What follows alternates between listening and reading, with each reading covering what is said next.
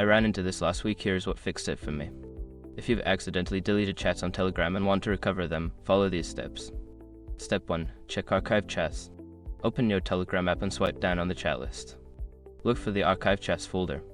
Sometimes, you might have archived a chat instead of deleting it. Step 2. Use Telegram Cloud. If the chat was deleted recently, you can check if it is still available in Telegram's cloud. Go to the search bar and type the name of the contact or group. If it appears, you can access the chat history. Step 3. Restore from backup. If you have a backup of your Telegram data, you can restore it.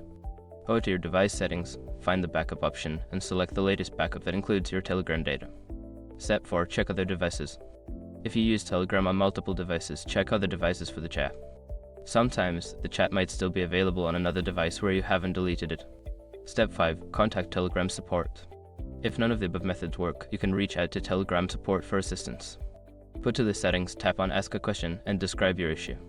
Remember, recovery options may vary based on updates and device settings, so always keep backups when possible. Good luck, and I hope you find your chats.